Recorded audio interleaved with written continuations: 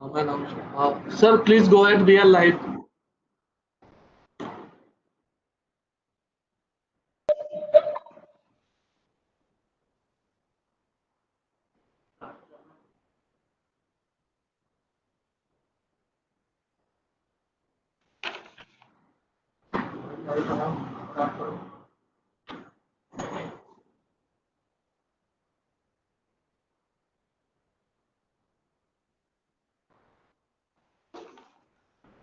Sir, I request Dhaval sir to start the program, and as per the flow of program flow, we will go.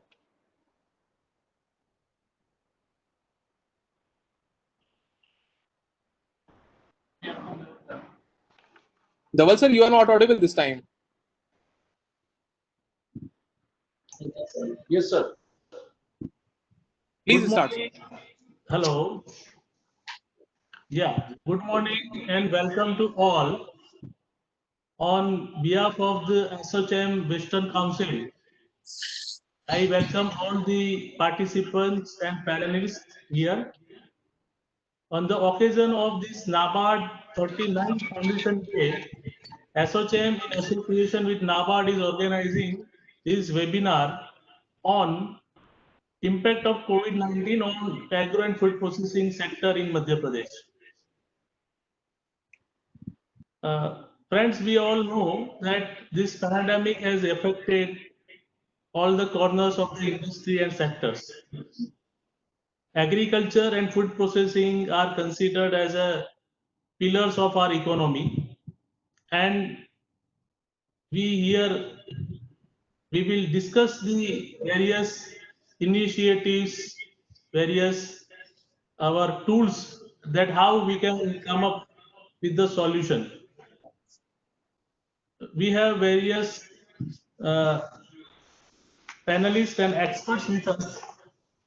I welcome Mr. Davis Jain, CMD of Prestige Group, Mr. Gerald Almedia, CEO of SBAGS International, Sri Naresh Maheshwari ji, MD of Foodtech Private Limited, Sri Ramnath Suryavanshi ji, Global Foodtech, and later I think Mr. DS Chauhan, GM NABARD will join us.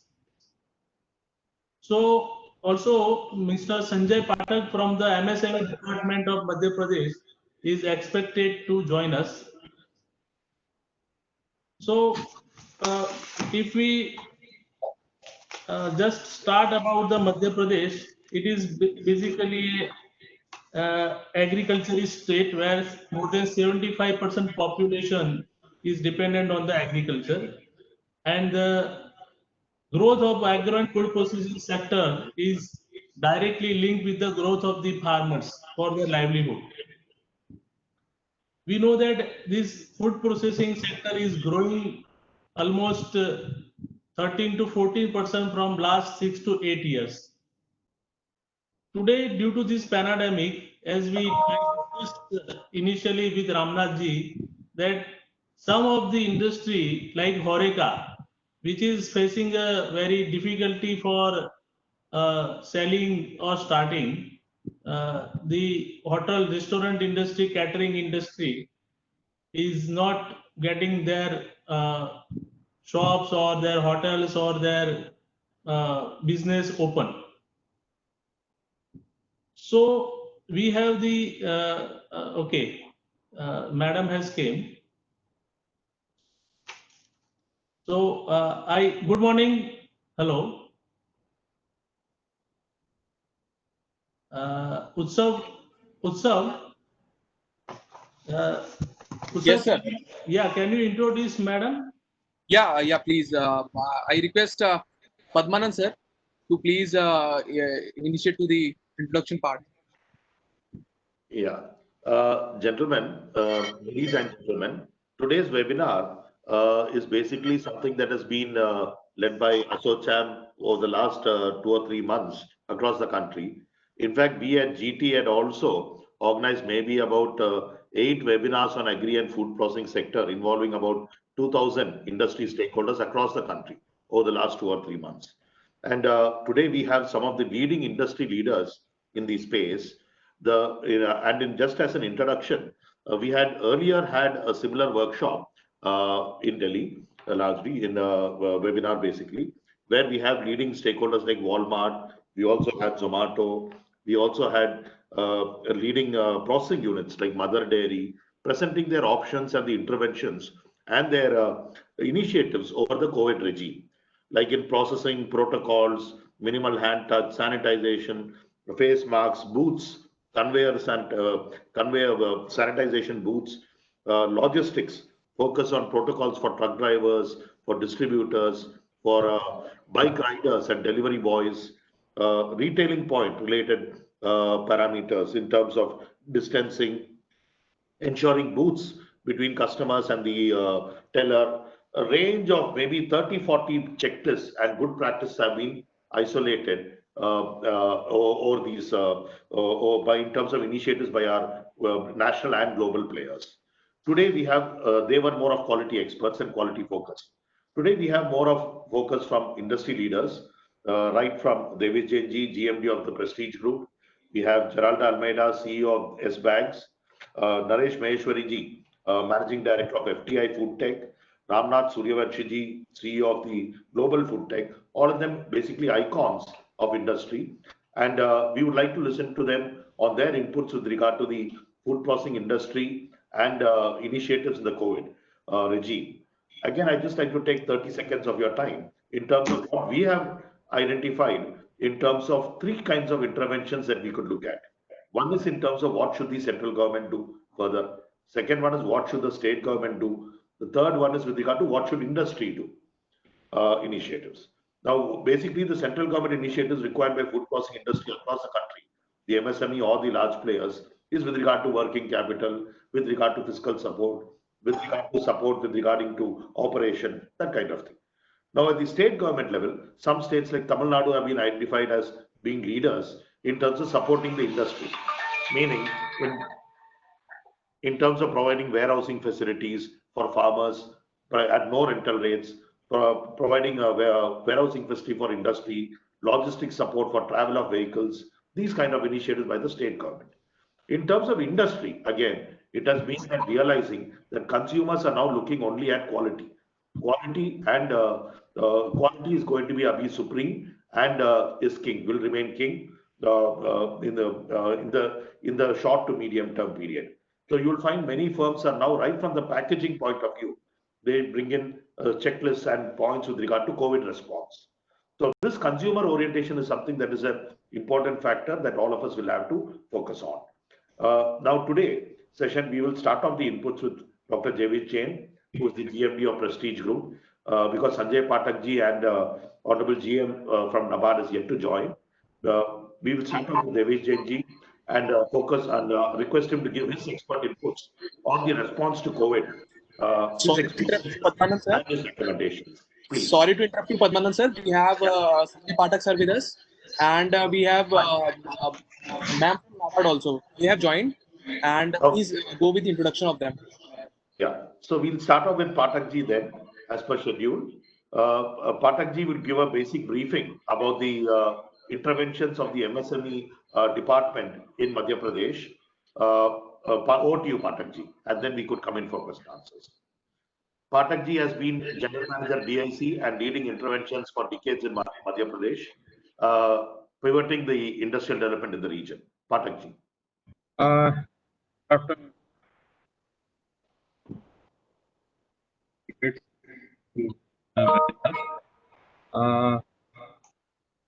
MSME department in Pradesh, like the whole team, that we have recently launched our MSME development, in which we have designed the concessions in such a manner that all MSMEs are very small, and the small entrepreneurs who find it difficult to get all concessions at one place.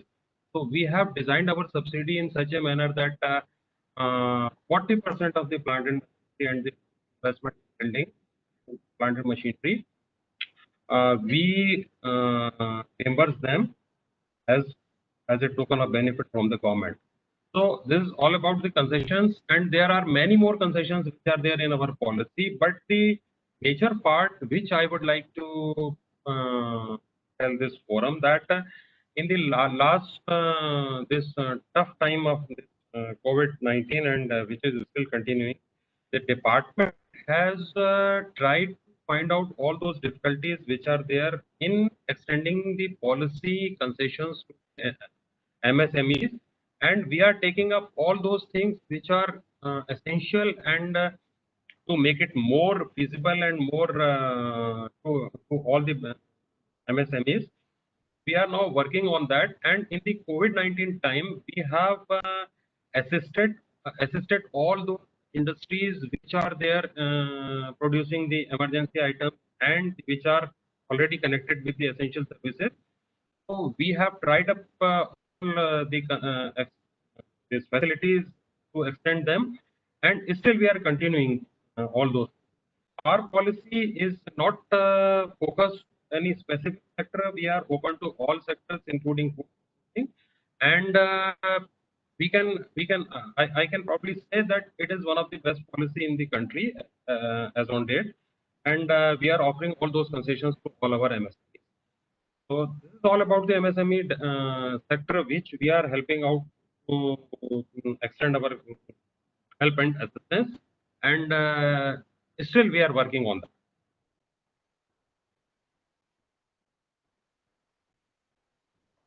Yeah.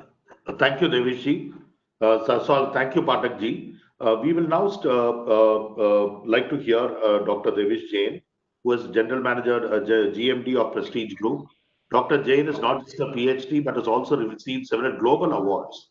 He has been conferred with the title of Icon of Madhya Pradesh Award by the Honorable Chief Minister. He has also been, in fact, declared the world's greatest brands and leaders awardee in the year 2017 by the India UAE Business Social Forum. So basically an industry leader and an icon in his own right. Dr. Jain, please. Namaskar and a very good morning to all present on this webinar. I thank ASSOCHAM MP chapter for inviting me to this relevant and timely panel discussion and sharing my thoughts on the subject impact of COVID-19 on agro and food processing industries in the state of Madhya Pradesh, gaps, challenges, opportunities, and way forward. I wish to state that I have been trained in the area of soybean and the downstream derivative products like oil and de-oiled cakes for the last 43 years. My legendary father, Padma Shri Dr. Nemnath Jain, who has been referred to as the soy man of the millennium, is responsible for my interest and expertise in the area of soy-rich protein, which is also popularly known as Wonder Bean. Friends, the corona pandemic has not only changed the personal lives, but the way we think and do the business. All the manufacturing and service sectors were hit not only in domestic but also in the foreign markets. It is only the agriculture industry which has defeated corona, as during the corona lockdown, our farmers not only sold rabi crops but also sown for Kharif season. If we have had bumper rabi harvest this year, the monsoon for the season indicates that the Kharif crop could also be bountiful. The agriculture sector has proved that as long as there is hunger, there is negligible effect of the pandemic on the food and agriculture sector, barring, I would say, the HoReCa sector. This amazing strength of the agriculture sector is an indication that we learn a lesson from corona. The farmers are doing farming in partnership with the nature, but if we develop the food processing sector on a sound footing, the farmers would get fair compensation and price for their hard work and for their produce as well. Not only this, the food processing could also provide nutraceuticals to 135 crore Indians, as also the people across the world, so as to enhance immunity with strong ability to fight against diseases. That is why we say prevention is better than cure. Now, talking about the agro and food processing industries in the state of Madhya Pradesh, I begin with a story. Friends, a person was searching for something under the lamppost. When passerby asked, he said, "There is needle is that his needle has fallen." When asked where the needle fell, he told the passerby that it fell in his house. Hearing this, the passerby said, "But you are searching outside the house?" The man said, "There is darkness in the house, and here is the light." And this is what has happened in the development of Madhya Pradesh. Almost 78% of the population in our state is dependent on agriculture. We are the top in the country in production of pulses, oilseeds, oranges, coriander, gram, and soybean, of course, while the state is second largest producer of food grains, sesame seeds, guava, tomato, garlic, mustard, green peas, green chili, and onion. In the production of citrus fruits, cabbage, red chili, and cereals, Madhya Pradesh stands on the third position, while the state stands fifth in the production of milk. I am a soybean entrepreneur and also the chairman of SOPA, the Soybean Processors Association of India. So I will talk about the possibilities of food processing industry in Madhya Pradesh with an example of soybean. Madhya Pradesh is also known as the soybean state, as it happens to the largest producer of soybean in the whole country. Besides soya oil and de-oiled cake, products of high value added like soya body, soya flour, and the byproduct derived out of the oil, soy lecithin, is also produced by a number of industries engaged in manufacturing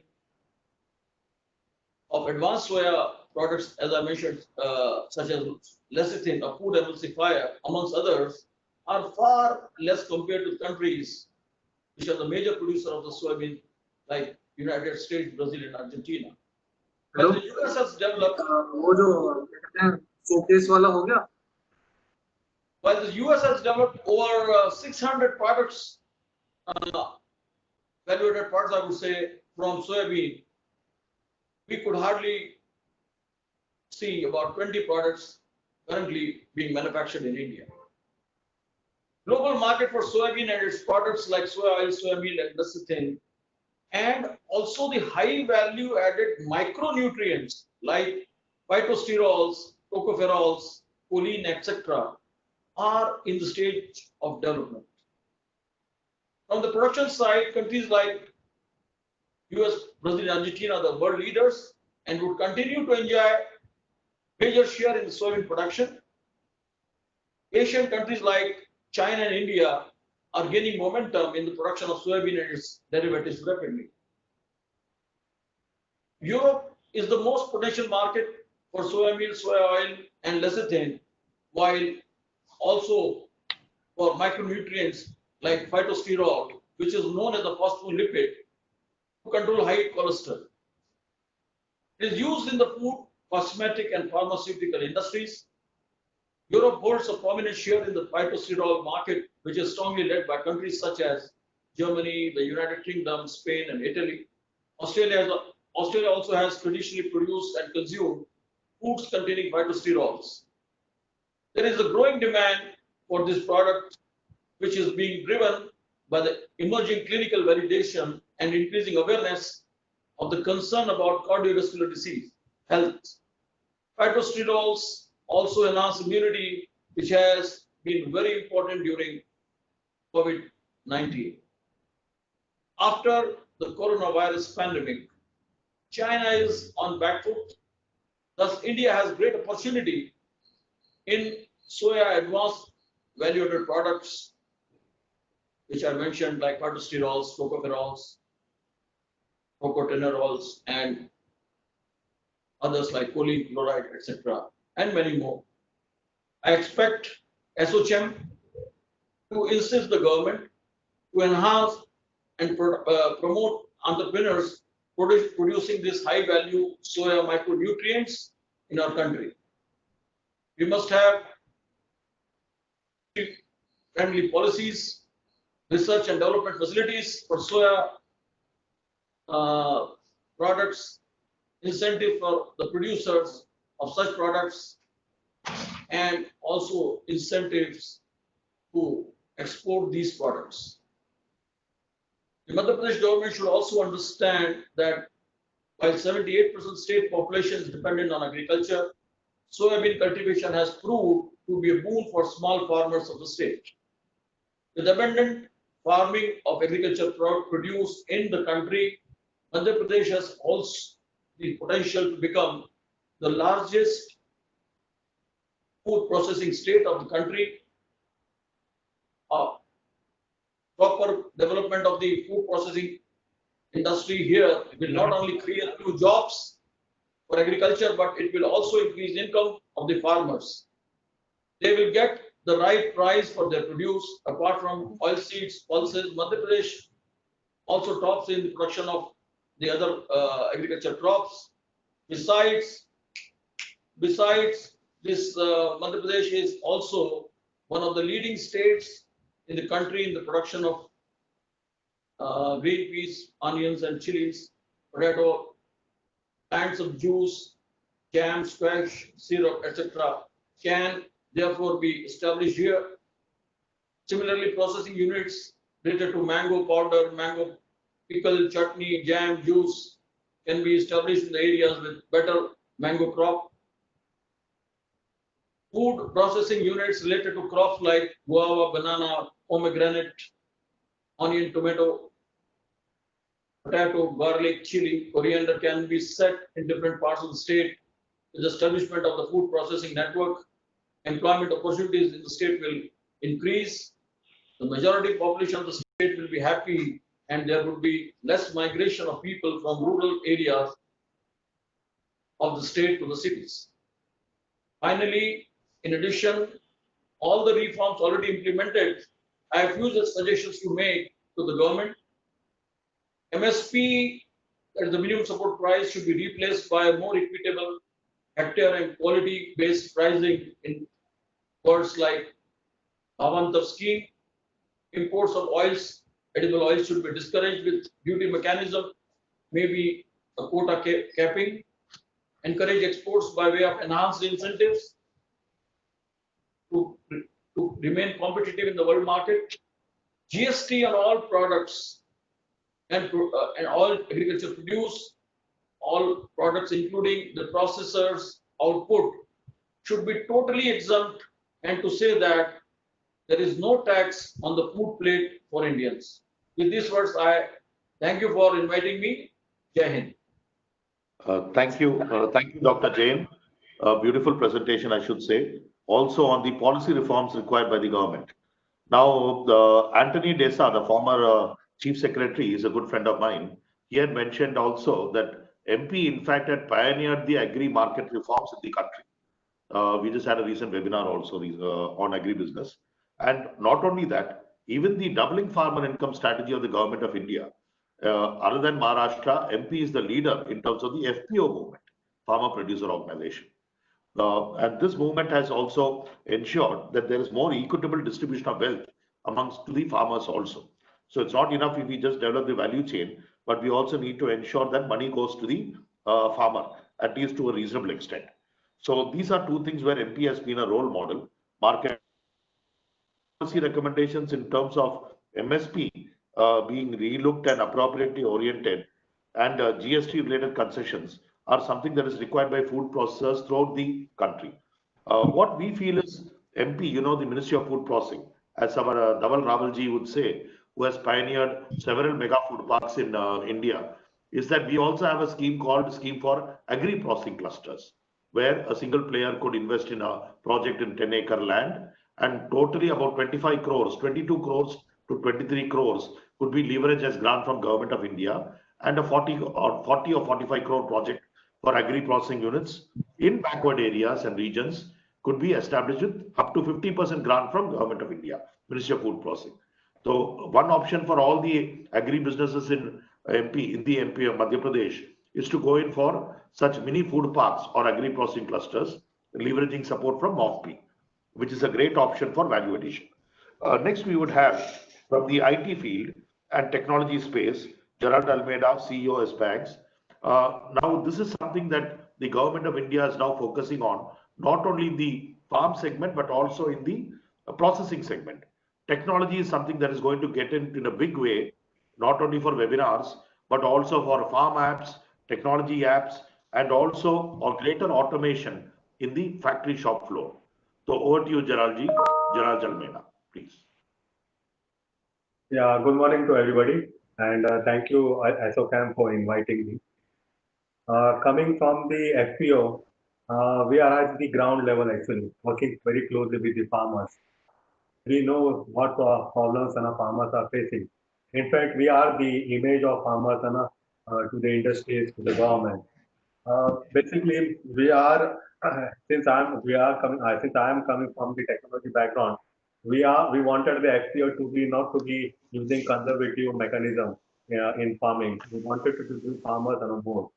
In fact, giving the crop management, weather management, proper seed management, and all these factors getting standardized products to the agri industry as well as to the end consumer. Currently, what we facing problem on the ground is that the farmers are not getting the good quality of seed, because of which the produce is not of the same standard. Because of which some farmers are getting good price, some are not getting good price. So we are inculcating the good habits of technologies on the ground. We just don't want to go on all the availability technologies in the market. We are working closely with some of the good startups who are really wanted to bring a game changer in the field of agriculture. Currently, we do have resources, we have everything. The only concerns which we are facing on the ground is the availability of right kind of support coming from the different sources. Even from the, I believe government has come on the top level with a lot of initiatives for the farmer producer companies as well as for the farmers. But on the ground, the officers need to be educated on how they can be helpful to the exporters and to the farmers. That is very important. Currently, some of the officers on the ground are waiting for the direction. I think they should invite us with open arms. Since the FPO is given more importance in the during pandemic season, which we are facing. I believe we are the one who can connect in fact we can be a bridge between the farmers and the industry. It is very important that we get right kind of liquidity support in terms of getting the disbursement of the loans, disbursement the support from the government. Currently, the FPOs are not reluctant to approach some of the departments is because of the lot of paperwork and all that. I believe because with the new changes, I believe the respective authorities will be very responsive to our needs, and I'm sure that an FPO will be a game changer. On coming to the food park, I wanted to say the food park is more concentrated to the already developed agro industry. Why not the food park is given to some of the part and given to the FPO? As you know, FPO has been very successful in Madhya Pradesh. There are genuine FPOs who want to go into the second stage or the growth stage where they can work as a pure industry in agro processing. I believe the government should give some opportunity, some of the space in the food park in a subsidized rate. That will really help us to share the common resources in terms of packing, in terms of processing, in terms of warehousing. These are the things which I believe we need support at the moment. That's it on my side. Thank you, everybody. Yeah. So, Mr. Geral, Yes. yeah, We have Mr. Chauhan who has joined us. So happy to inform you that Dr. Chauhan, who's also a PhD in public administration and general manager of NABARD Bhopal, with over 30 years of experience in developing the region in terms of rural credit livelihood, FPO promotion, and in development banking, is here with us now. I think we should, it is also best that on behalf of ASSOCHAM, we congratulate NABARD for over almost 40 years, meaning 39 years of excellence in supporting agriculture, rural development, and the FPO movement in the country.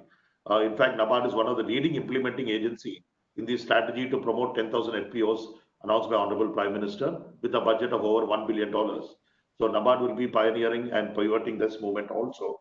So thank you, NABARD, for this. And the research paper on agro and food processing industries prepared by ASSOCHAM would be released today. We request digitally, we request Dr. Chauhan to please do this honor on behalf of all of us.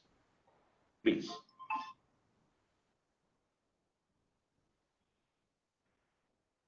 Good afternoon, all of you, and thank you for giving me this opportunity to be with all of you.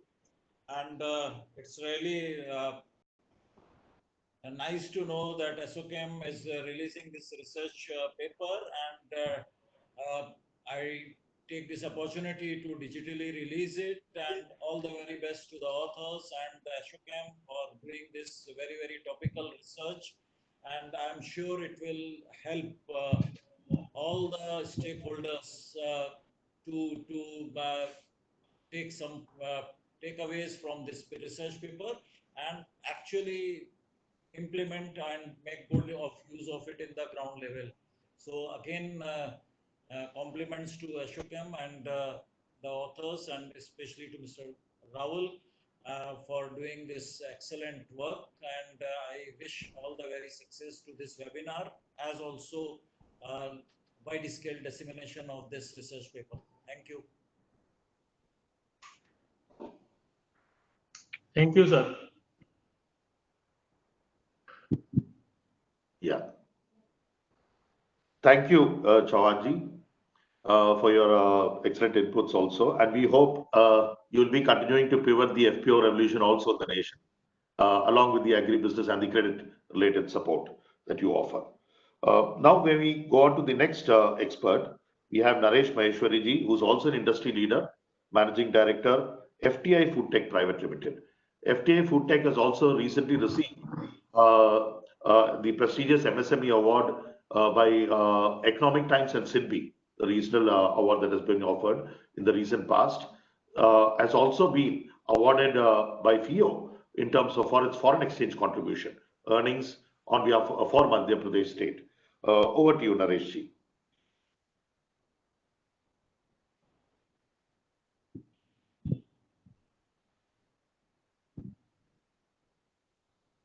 That 70% of population of India is dependent on agriculture, and food processing in Madhya Pradesh is largely producer of cereals, rice, fruits and vegetables. Out of cereals, wheat is produced is of nutritionally high quality, which has a good demand around the world. Food processing industry was growing at the rate of 15% till December 19, as Davidji also endorsed this. And for Indian economy, we know that the growth of this industry is crucial for overall growth of the country. As agriculture development is directly linked to the food processing, in the last few months, we have seen that the demand of home consumption product has gone up compared to out of home consumption products. As HoReCa segment shifted to the home consumption, people prefer to cook at home. This trend has been observed world over. Our demand has doubled in last few days. Most of the modern trade retails like supermarkets, hypermarkets, and nearby small shops are out of stock for our favorite preferred products. packaged food being considered as a safe food as it is scientifically processed and packed, hygienically packed. So this compared to the unpacked products, thanks to Ministry of Food Processing and State Government of Madhya Pradesh, as they have timely intervened to declare the food category as essential. This has helped to a large extent for smooth supplies of food products all across the country. Right now, most of the food processing industries are operational in the state, but due to shortage of workers and slow movement of the raw materials, due to this industry is working with 30 to 40% capacity. Same is affected the supply chain, which is working with the bare minimum level. Even after these operational hurdles, most of the supplies of important materials is unaffected.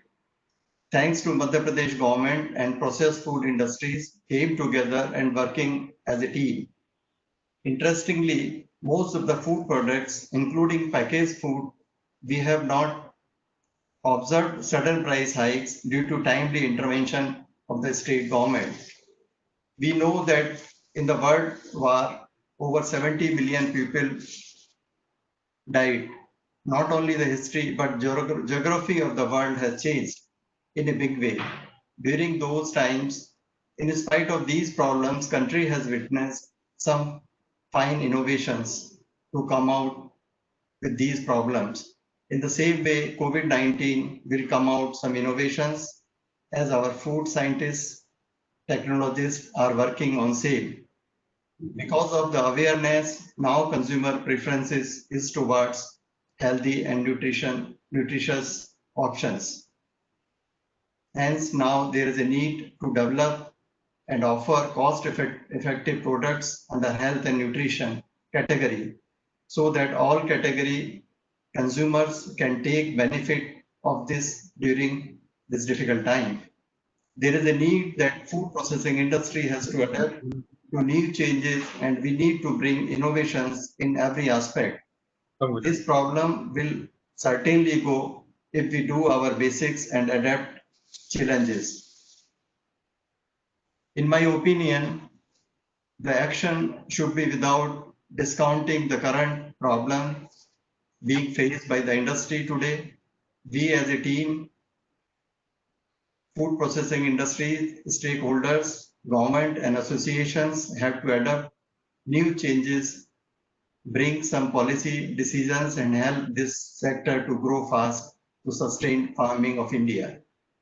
Encourage farmers to go for processing. Government can bring some incentives for R&D activities to boost their process, which will definitely change the food processing sector.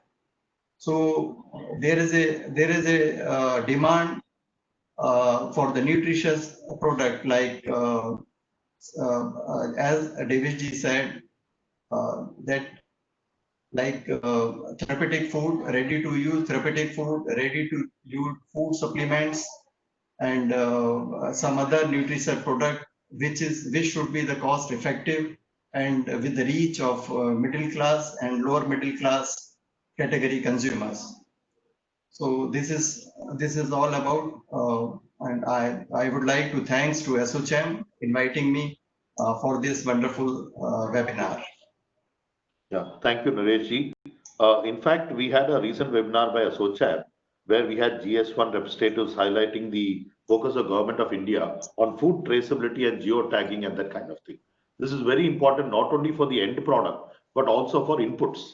Like Jay Shroff ji, the head of UPL Group, says that just ensuring tagging of our products will ensure that the not only the spurious products which are coming in the market will be stopped, but also ensure that complete traceability and quality is ensured for the inputs also. So be it inputs or output, this is going to be a very serious and very important initiative from the government and also the supporting ecosystem. And what we find is just ensuring such compliance alone will help increase or help reduce the production cost of farmers by 10 to 15%, just ensuring quality inputs. Same thing with regard to output will ensure that the health and safety of consumers is protected. So this is going to be very traceability, geotagging, and IT related support and initiative going to be the norm of the future. Thank you very much. Now, before we go on to the last speaker, Ramnath Suryavanshi ji, we have Dr. Chauhan from NABARD who would like to present his expert inputs also on interventions of NABARD in the space. Please, Dr. Chauhan.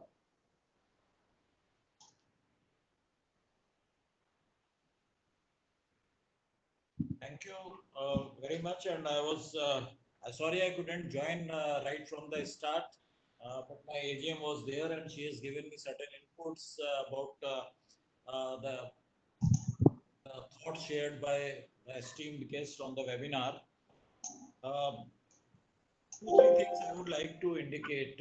One is as Maheshwari ji was telling just now, Madhya Pradesh has become, as far as agriculture thing is concerned, I can say that Government of India has recognized the effort of Madhya Pradesh by awarding Rishi Karman awards continuously to this state.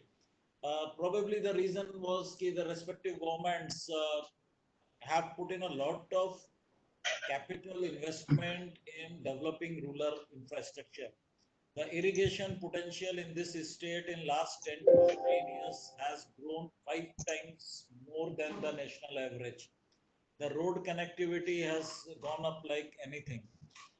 That has led to this, our MP becoming a sort of like the place for production of cereals, vegetables, and even milk sort of thing.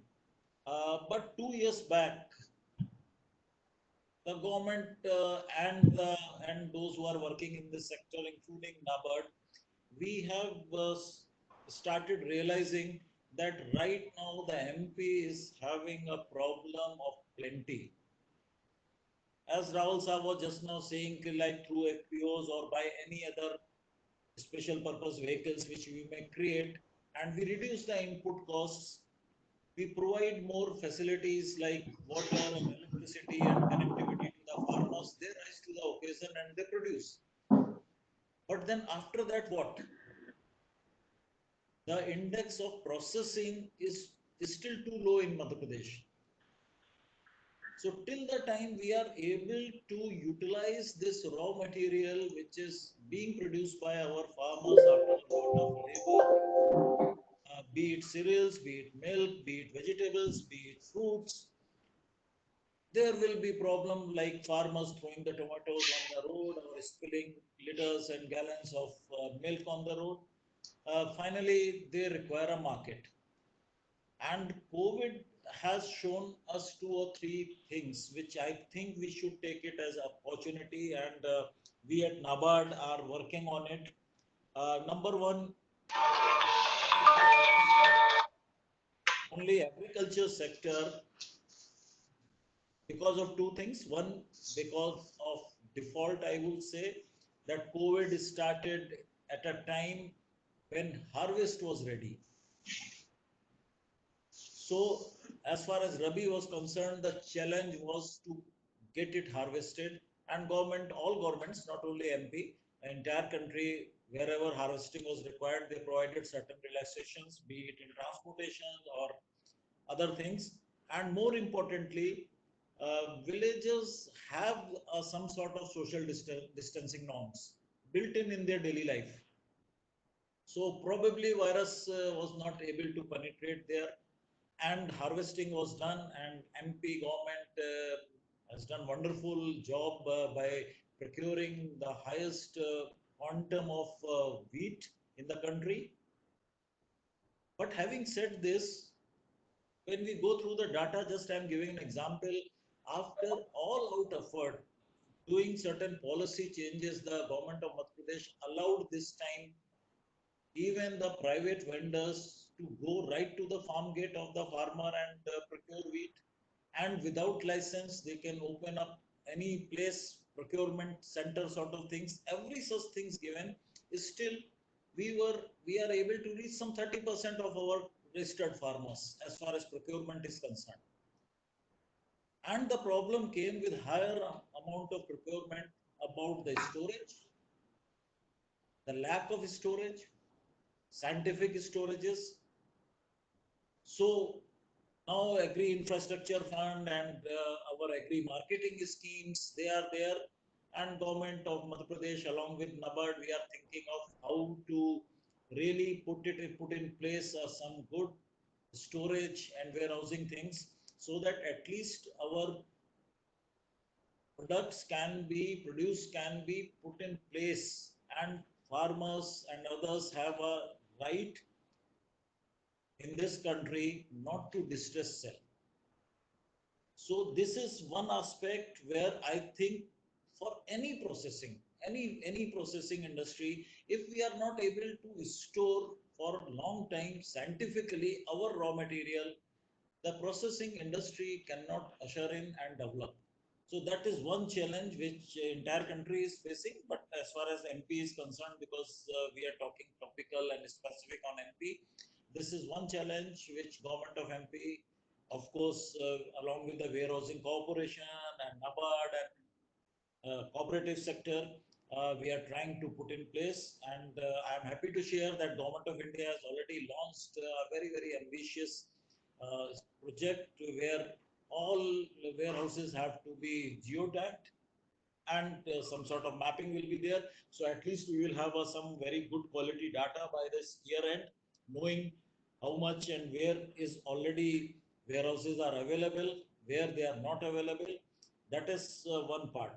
Coming to other 2-3 points which some learned speakers have made regarding food park, as Mashri ji probably was telling. Now, we have an experience. NABARD has directly financed. Generally, we don't do direct finance. We are a refinancing agency. But for certain big projects like food parks, we do it. So near Indore, we have financed a food park, and it's a mega food park, having a state-of-art infrastructure. Maybe some of you would have definitely known and visited it.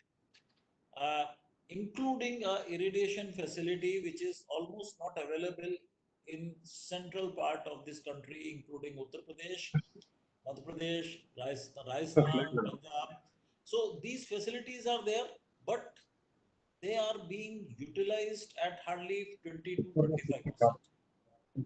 24 industrial plots are there. As some speaker was saying that FPOs can now, anyone who wants to put a unit on those 24 plots, I did not tell, but MOFPI around 40 to 50% subsidies available to these smaller units also.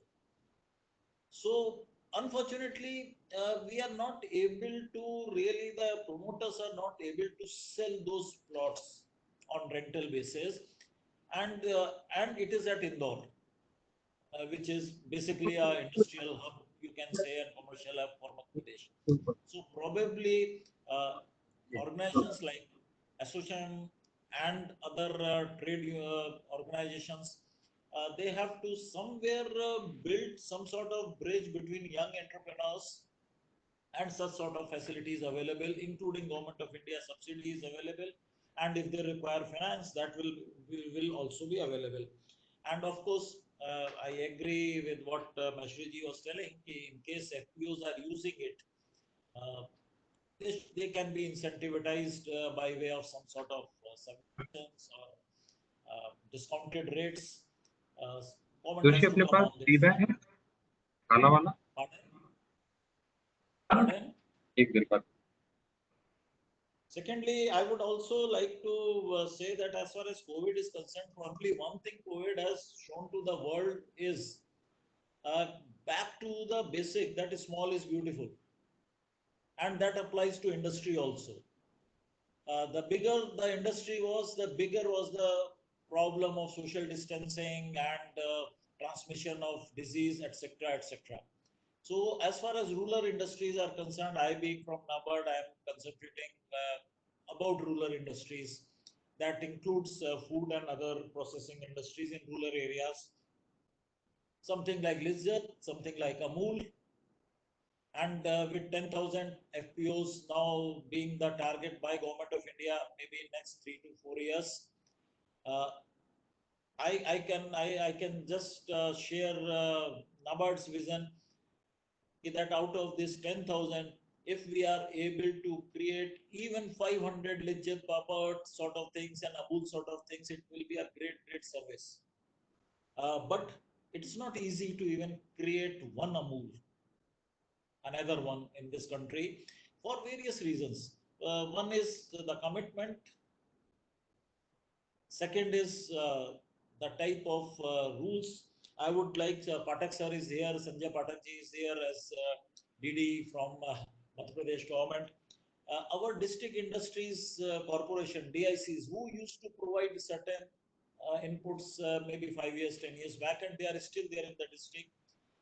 I would maybe I'm off the mark and he can correct me, but how equipped are our DICs to provide FPOs, FPO and EGMARC sort of licensing to the small enterprises which would like to come up in rural areas for processing the raw material, maybe the milk or maybe the vegetables or anything. Now, finally, if we talk about the middle class urban market and the high-end markets, uh, now the consumer is aware. They would like to see a few things, including some sort of branding and some sort of ratings by way of EGMARC, by way of FPO, and of course, good packaging, etc.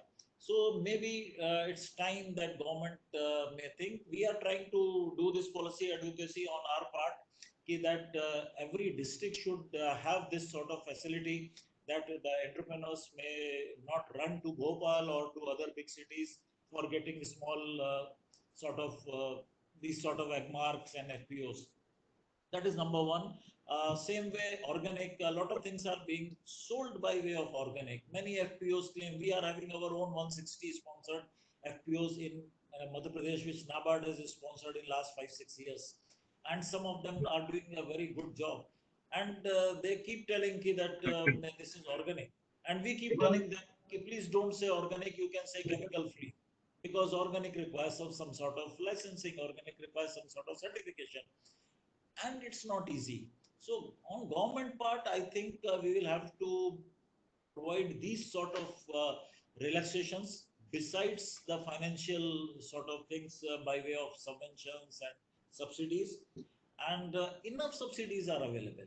Enough subsidies are available by Government of India and of course state government. Now Agri Infrastructure Fund has come with 1 lakh crore sort of kitty, where credit guarantee will be available to the banks and interest subvention will be available.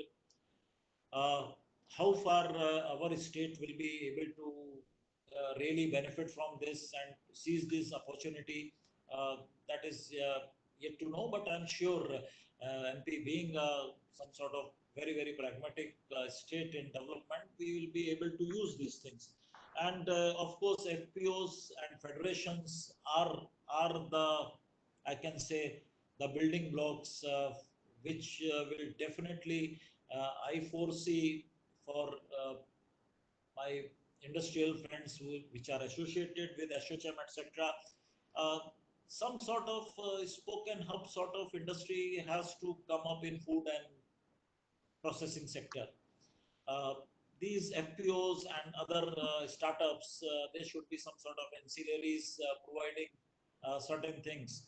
And big houses like Reliance Fresh, etc., they should look towards them for providing them the marketing linkages. That is the one part which even I don't foresee that 90% of our FPOs, maybe even in next 5 years, will be really comfortable with marketing part. They can be comfortable with production part, they can be comfortable with processing part, but when it comes to marketing, it's a highly specialized thing, and there are many gaps there, both at policy level, both at consumer level, so backward and forward linkages.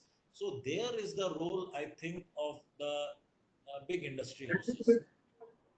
So ASSOCHAM, I would request to play there. They are already doing it, but a little more active part in providing this linkage, the last but it is the most important. If my product is not in market and I'm not earning anything out of it, entire investment goes waste.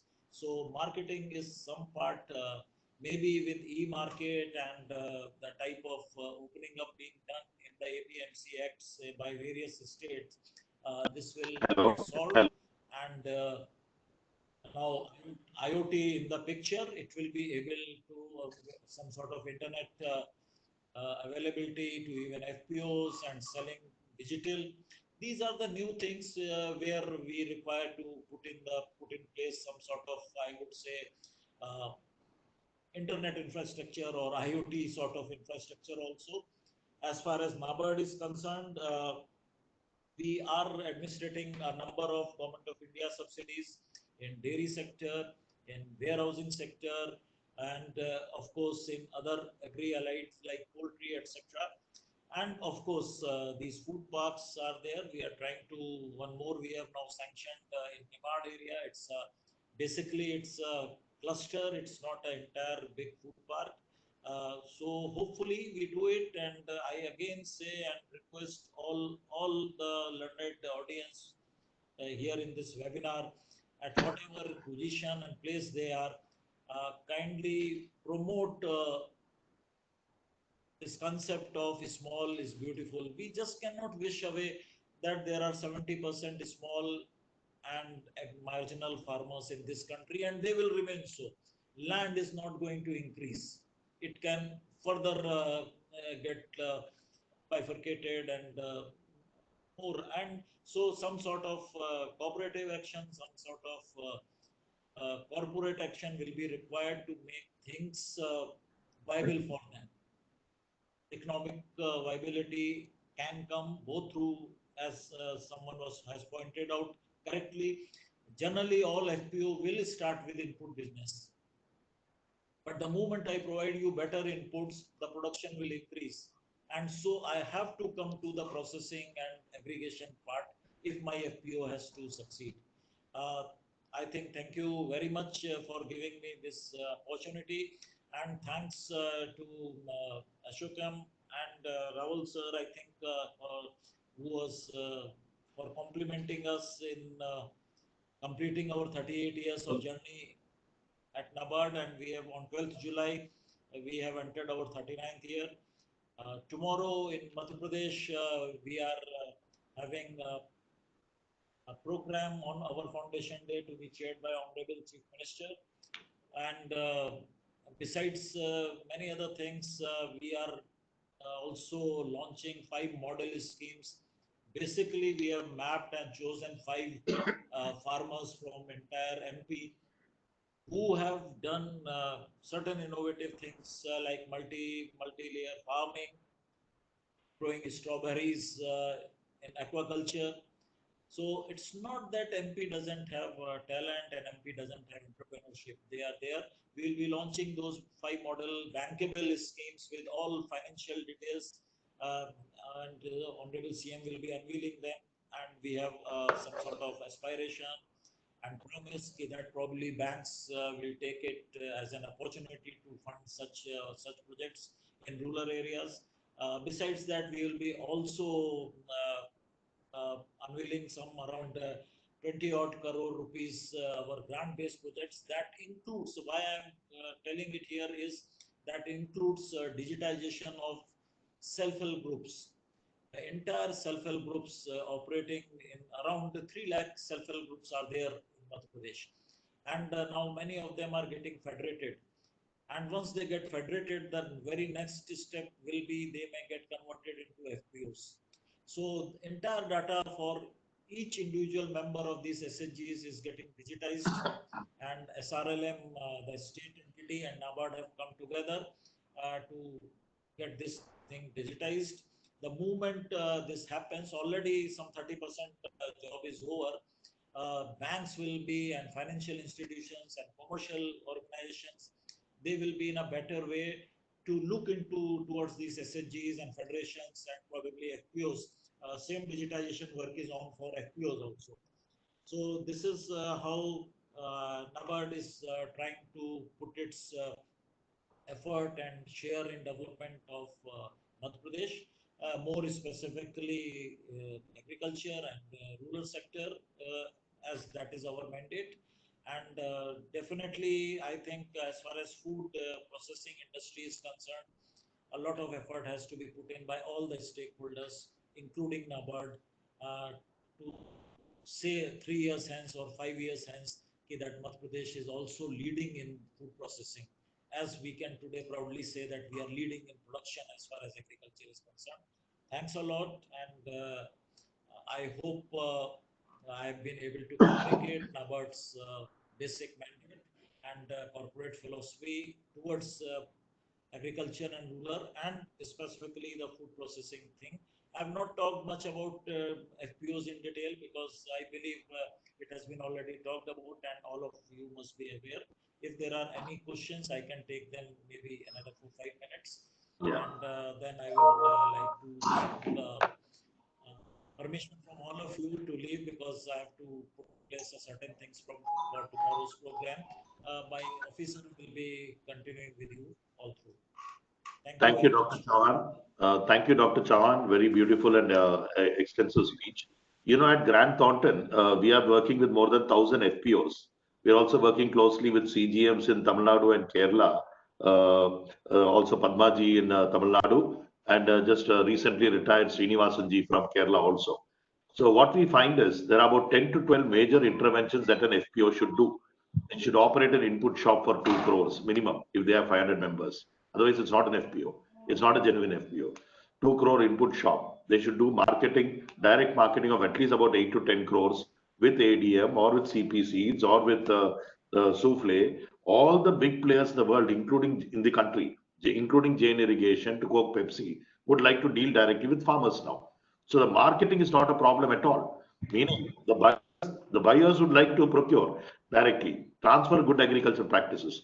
So we have thousands of such success stories documented, based on which now the government of India has also bring out a new revised ecosystem and model for the 10,000 FPOs. Otherwise, we all know thousands of crores have been spent on FPOs last several years, and beyond formation, nothing much has happened. They remain infant. But now we hope that is not remain this scene anymore. We will not only double, we will quadruple the income of farmers within a matter of a couple of years through better professionalism in the ecosystem. And not the typical RIs or the NGOs, many of them who are not up to the mark in meeting support, providing support to FPOs. That is one. Another thing what Dr. Chauhan had mentioned, very appropriately, small is beautiful. So that is why the government of India, I assume the Ministry of Food Processing, from the mega food park, they are focusing more on the mini food park. So you may know or be happy to know there are more than 80 proposals lying at the Ministry of Food Processing today for approval this month. So 80 mini food park with just 10-acre land, only 5 processing units to come in. Average investment of the promoter, who is expected to be a food processor, is be only about total investment in the project would be about 50 to 60 crore only, and 5 processing units with average invest 5 crore. It is turning out to be a big success. So very appropriately, Dr. Chauhan की mega food park से अभी mini food park आ रहा है and working out very well, very appropriate in today's regime also. And what we and Dr. Chauhan had also mentioned the unit scheme. You know, at Grant Thornton, we are also the PMA for the Ministry of Food Processing for many of the schemes. The unit scheme is also being a savior for the mega food park. But the problem is in many states, there is a gap of awareness generation. What are the schemes of the government of India? How do we leverage these schemes? Who are the professionals? In some states, you will find 100 proposals are going through consultants. Not one will be approved. So consultants making a lot of money. And even if they are approved, you will find only about 10% of them are implemented. You know, it turns out to be a big sad story in many cases. So this kind of awareness generation interventions are also very important. So SIDBI is also bringing out a PMU, Project Management Unit, for promotion of the MSME and industry sector, including awareness generation and all this throughout India. So most probably we will be the PMU also, starting our work from next week throughout the country to promote the MSME sector. So hopefully the awareness generation gap will also be redressed. So small is beautiful, very appropriate. Awareness generation gap, which is very important to redress the interventions for industry upgrading, important.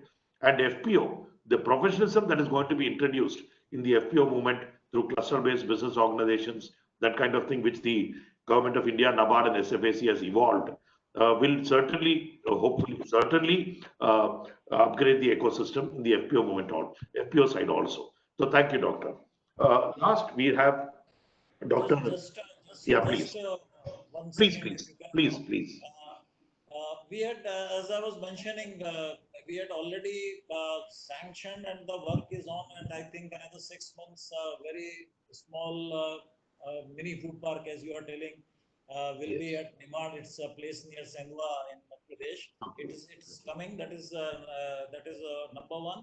And as far as NABARD's experience for FPOs are concerned, besides all other things which we may talk about, there are two major things which we have to look into. Number one is basically the management part. Yes. Technically speaking, those of you who are little aware and have been in this business, I'm sure, primary agriculture cooperative societies, what were they? They were basically, you can say, FPOs by other name. But they couldn't survive because of many inherent reasons. Yeah. So I think that is the one problem there. We have to really look into the board of directors of FPOs, the founder member of the FPOs. They have to be made really energized and aware about their. And another thing which we found in our experience is that's the chief executive officer. That sounds very big, like CEO of a FPO, but actually, what quality of FPOs we can get if we are paying them around 10,000 rupees or now the Government of India scheme has enhanced it to 25,000 rupees per month, and we hope that we will be able to get better and I would say more skilled because CEO is the person who generally wherever we have seen that CEO was good, our FPOs in Madhya Pradesh have done well. So these are the another two aspects which I just wanted to bring to in front of all of you. That as far as management is concerned, it needs to be strengthened, FPO management by way of board of directors, and of course putting in place capable CEO. So thanks again, and I would just like to take leave of all of you. Thank you very much. Thank you, Dr. Chauhan. In fact, just to add on to it, the World Bank and the Asian Development Bank are pumping in more than about our estimate about 10,000 crores only for promotion of FPOs and agribusiness. In many states, we are the project management agency for them, including in Maharashtra, Rajasthan, Assam, Tamil Nadu, that kind of thing. So the FPO and the agribusiness sector is going to receive a lot of professional support. They have received over the last 4 or 5 years also. They will continue to receive. But the main thing is the distancing and the awareness generation between industry and the FPO need be met with. Now we have Dr. Suryavanshi. Madhya Pradesh also. Yes, Madhya Pradesh also. In fact, Madhya Pradesh has been a role model in the movement. Yeah, but now being overtaken strongly by Maharashtra, that kind of thing, through a lot of fiscal support and from the government of the state. Now we have Ramnath Suryavanshi ji, who is also a food technologist from CFTRI Mysore and has been providing technology inputs for many of our food parks across the country. So Suryavanshi ji, also in cold chain and warehousing, in many processing units in horticulture sector. His service has also been laudable, not only in designing capacity, utility and layout in mega food parks and the processing sector, but also in facilitating implementation of projects. So over to you, Ramnath ji. Thank you very much, sir. Thanks a lot. It's wonderful audience today, and I'm thankful to ASSOCHAM and all other stakeholders for arranging this wonderful webinar, and all known people here from the industry. Wonderful. Now my presentation, I will basically divide into two parts. One which is covered widely, I will not focus much on that, but yes, I will touch that part. That is about what are the opportunities of food processing industries post-COVID in the state of Madhya Pradesh. May I request moderator to give the rights for presenting the slides, please? I think it has been agreed the slide presentation rights are to be transferred to us as a host. So may I request the moderators or IT team, please do that so that we can start some.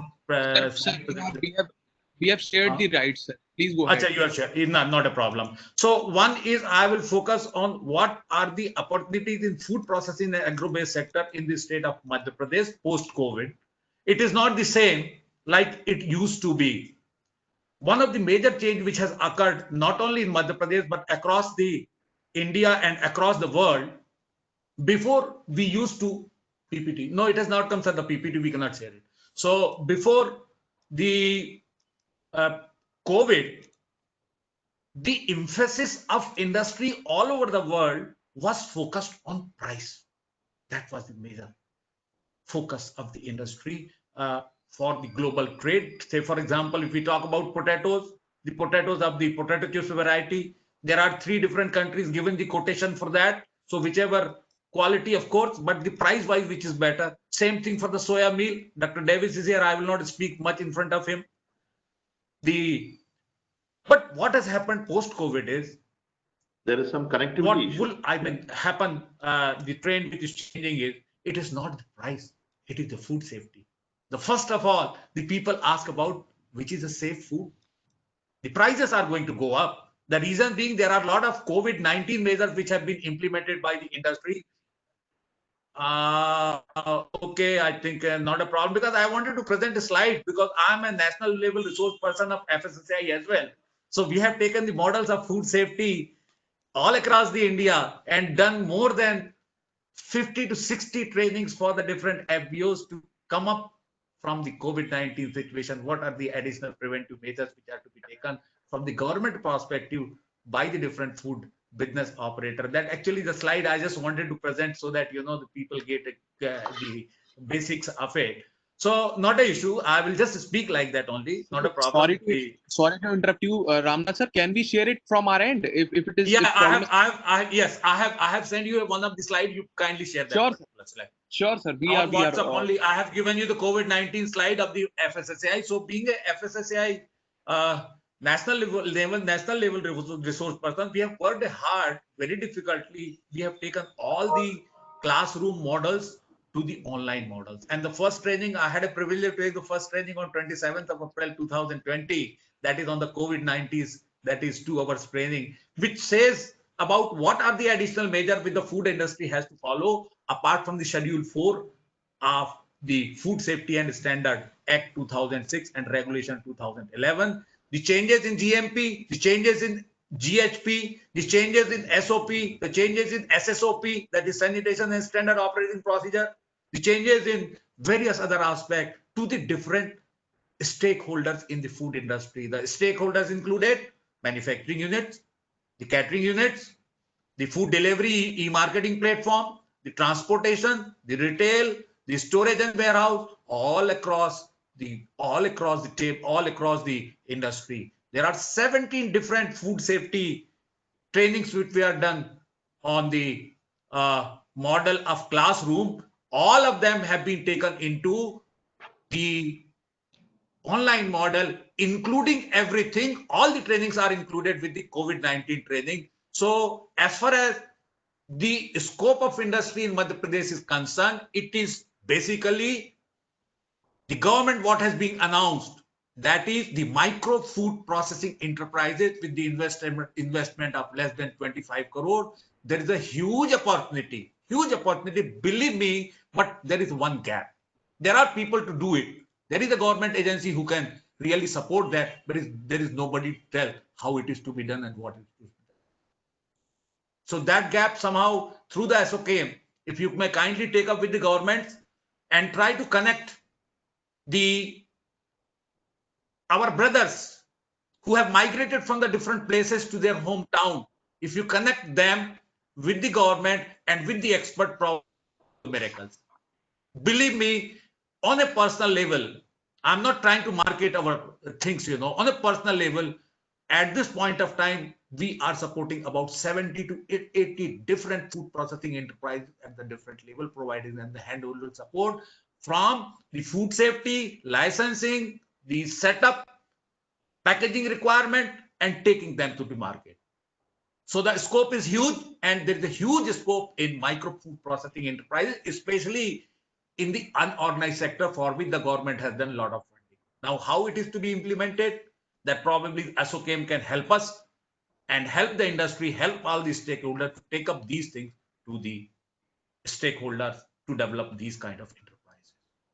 All right, I will just very briefly take you over to government views about the COVID-19, because today's presentation is on COVID-19. So let me just give you a brief what is expected from the food industry during COVID-19. So the agenda of discussion, sir, kindly just put up the slide from the beginning. So I will just go through the agenda of that. Is that how do we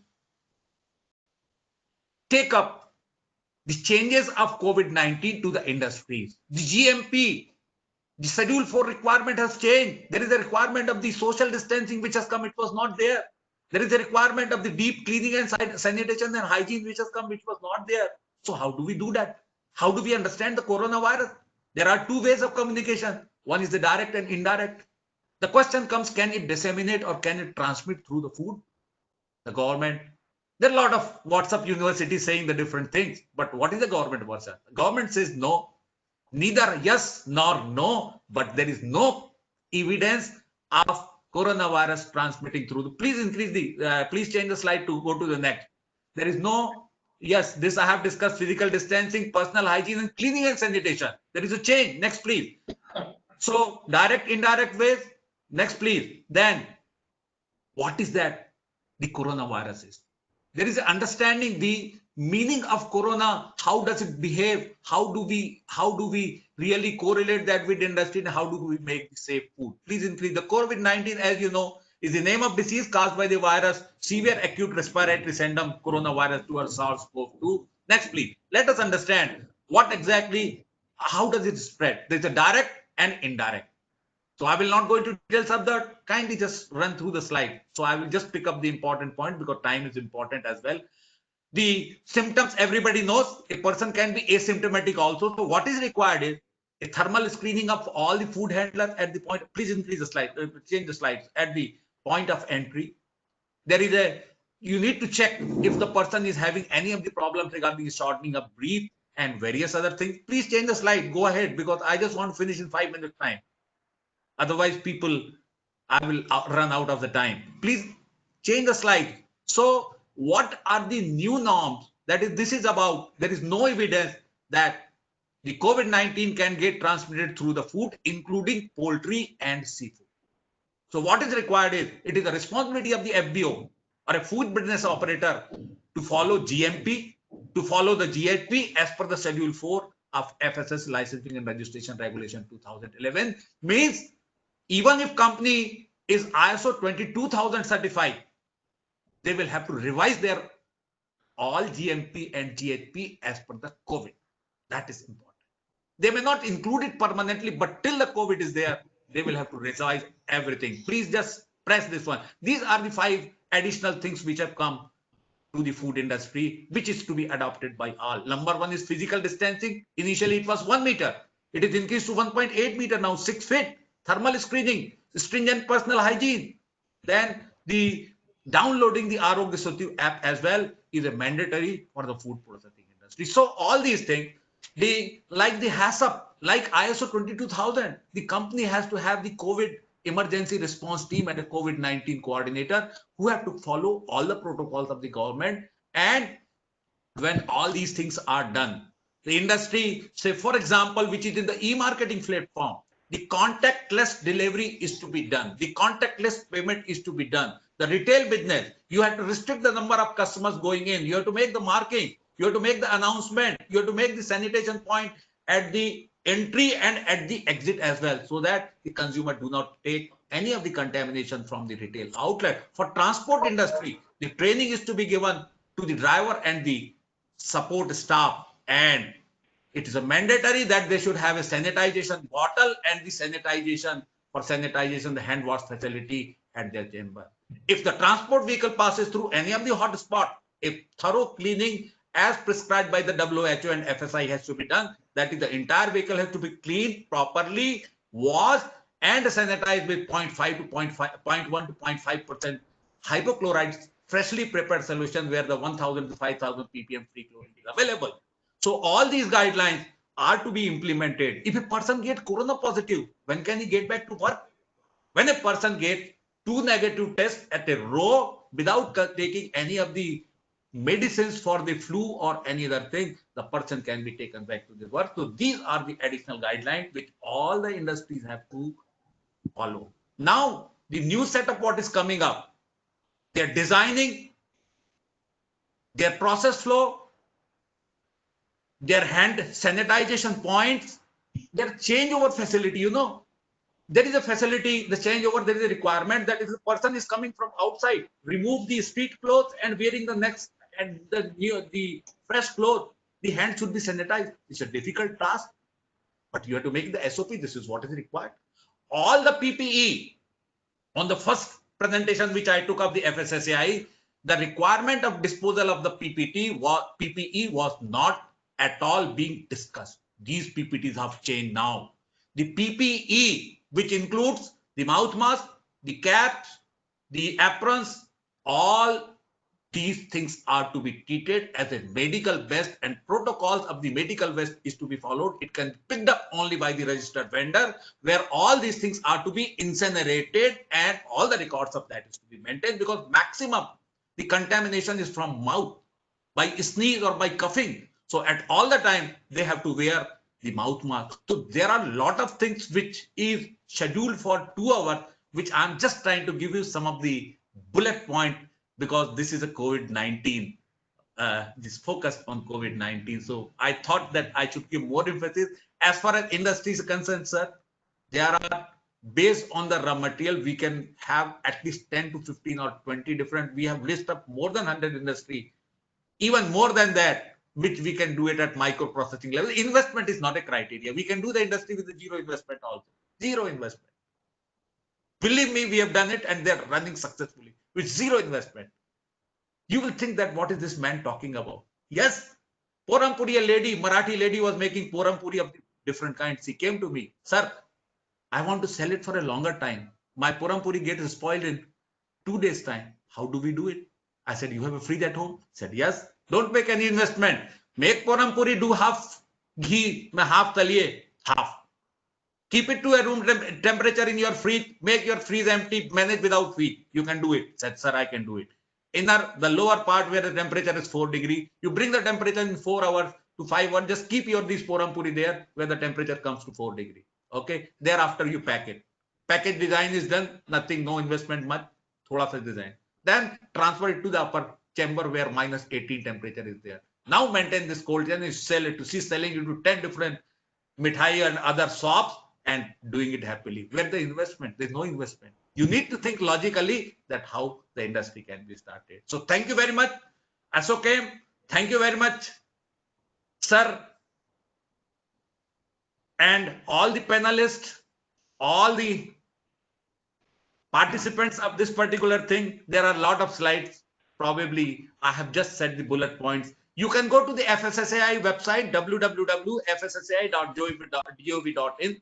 There are a lot of posters available for the industry. Please just run through the slides. You can download it, print it, and can affix at the appropriate places all these posters with regard to consumer, with regard to, these are all food delivery. I have discussed contactless delivery. Then I've discussed about the transportation. I've discussed almost, this is a contactless delivery. A gentleman coming, at Delhi, 72 families were isolated. Why? The person was not being tested. The delivery boy was not being tested for the temperature. He was corona positive. Second, what has happened in Bihar in a marriage? How many people got infected? And even groom could not be saved. What has happened in Tamil Nadu? In one of the vegetable market, more than 1,000 people, they got infected. So please take coronavirus very seriously. We are all in the process of understanding coronavirus. Save the food industry, make the safe food. As far as the cost is concerned, it is going to go up. It has gone up. The reason being, you are reducing the machine speed. You are reducing. So thank you very much. And it was wonderful session. And I've been little faster just to make and cover the points in time. So thank you so much. And I hand over the session to the moderator. Thank you, sir. Thank you, Suryavanshi. Beautiful presentation, we should say. In fact, recently Zomato, in the last webinar we had, Zomato had started giving rating to their vendors. You know, the hotels that they supply. Yes, from. I'm aware of that. Yeah. So whoever got 5-star rating, their sales increased 10 times, 10x. Yes. In a matter of weeks. Yes. Now the marketing The is emphasis. going to be, yes, only on quality, compliance, safety. So this is going to be very critical. Yes. All our processors, Yes. all our marketers should also realize. So thank you very much. Now I'll just give a quick summary, just about 2 minutes, because I've been summarizing each session anyway, in terms of our expert inputs before we go in for the vote of thanks by Dhavalji. Now, basically, what we find is policy reorientation is required, right from MSP related aspects to GST considerations to help revive the food processing industry. Now, many people say, experts, the industry leaders and others, that the food processing and the retailing industry is not that much affected compared to other industries. You speak to leather, light engineering, construction, you know, it's almost finished. 4 months, no operation, 5 months, no operation. And you know, cash is king. So, and the reason a business fails is cash crisis. It is no other crisis. If an enterprise does not have cash for 3 months, it is finished. Whether you are a multinational or whether you are a small scale micro unit. So that kind of scenario is where we are working in. Food processing industry and the agri business sector is relatively safe is the general perception we get from the ecosystem. Similarly, the farmers say, like the big players say, is that the farming is going on, production is going on, farm labor is a constraint. So technology application, so greater investment in automation is happening both at the agri sector and the agribusiness sector. And the critical focus should be on technology and quality. Now, as Almeida had mentioned, Almeida ji had mentioned, is that FPOs is also very critical, same with NABARD. FPO is critical not only from the point of view of input supply, so that for input suppliers, but also for buyers and for processors. So both these cases, what we find is today, because of the focus on cost also amongst consumers, along with quality and sort of tendencies in the market, what we find is FPOs could be the best platform, both for the suppliers and also for the dealers. What we need is these FPOs to be capacity built. Like we had Dr. Chauhan saying, capacity build and professionalism amongst the FPOs is most important. Quality, compliance, management tools, ensuring aggregation is appropriate, traceability through through IT apps. These are things which are very important, and automatically the ecosystem will evolve to be more competitive. So FPOs is, I should say, one focus that is evolving from today. Next one is quality and systems is working as another major takeaway from today's webinar. Most important thing is traceability, geotagging. That is also very important that we need to look at. Another major takeaway is with regarding to small being beautiful, as Dr. Chauhan had mentioned over and over again. Maybe he had burnt his fingers in several mega food parks. So mini food parks are more safer and more appropriate also. People have a habit of trying to swallow more than they can chew. So that is why many of our mega food parks could not take off to the extent possible. But the unit scheme, which has been dynamically introduced by the Government of India Ministry, is also ensuring that these food parks also take off. So what we have is that all the processing units in Madhya Pradesh get to know more about the schemes of the Government of India, the National Horticulture Board schemes, MOFP schemes, and appropriately leveraging them towards developing a stronger value chain within the state. Thank you. Now, Dr. Dhaval Rawalji, who has himself served as a mechanical engineer and certainly has played a key role in establishing many of the food parks across the country, would be offering the vote of thanks. Dhavalji. Thank you, Padmanandji. Dear friends, it was really a knowledge sharing webinar, and all the experts have given their best, and I certainly am confident that the participants have received very good information which will be useful for them to run their industries. On this 39th day of NABARD Foundation Day, we are again thankful to NABARD for giving us this opportunity to have this webinar and connect with the industry and the experts. 2-3 things where I want to summarize. Dr. Devesh Jain has pointed out some of the issues of the industry. So I would like to request him that if he can place these suggestions on a paper to ASSOCHAM, we will be glad to place it before the state and center level for the consideration. And Mr. Geral has asked that whether the FPOs can set up food park or not. So I would like to bring to your notice, Mr. Geral, that there are certain schemes in the Union Ministry, MOFPI, which are having a special weightage for the FPOs, like a backward and forward linkage scheme, where you can get a grant up to 5 crore. If you set up a group of the FPOs or a FPO want to set up one processing plant with the marketing setup and for the collection centers, the grant can be up to 5 crores and the FPOs are getting a 20% more weightage compared to general category. Also in Madhya Pradesh, we should think for the top scheme. It is a very good potato and onion growing area in around Indore and other places where I have noticed that in Madhya Pradesh the cold chain scheme is not having the vast coverage, whereas this top scheme FPOs can be the promoters where they get 20% more subsidy, they get 70% grant. If you can set up a chain of the potato or tomato, onion integrated supply chain with the processing, you can certainly think for that. And if you need any information, you can contact me. Second thing, where I have reviewed so many research papers and the situation post-COVID, I have noticed that the very important role is the supply chain. The government was not also able to attend the issues of the supply chain when the pandemic and the lockdown was there. So we are going to create the agri infrastructure, but as well as the supply chain, like what we have seen in these retail supply chains of Amazon and Flipkart and other people, the food supply chain, and I will say that even the grocery and the processed food, to reach it to the end user, suppose the government wanted to distribute the food for free, but it was not possible to give the food to all the families in an area. So a strengthening of the supply chain in the rural as well as urban pockets, it is a demand of the time now, and the entrepreneurs can come up and set up, like somebody can set up a community kitchen. Okay, now people wants the healthy and hygienic food.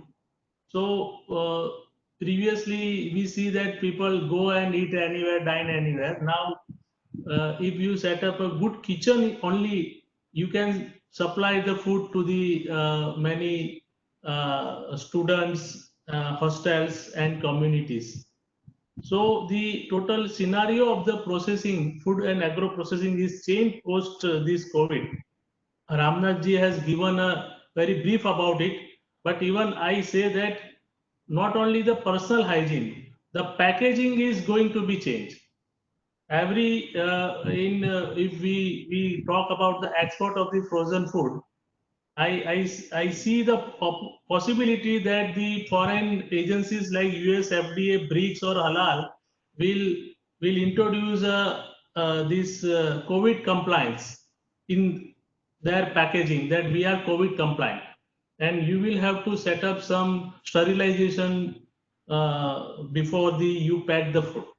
So the industry need to think these all parameters before they plan for any new venture, or the existing industry should also keep in notice this. And once again, I thank all the experts, panelists for joining us on this 39th NABARD Foundation Day. And we hope that this will be instrumental for the growth of the agro and food processing sector. Thank you. Thank you all. Yeah, okay.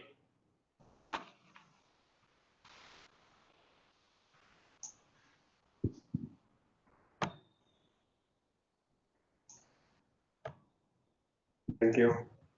Thank you.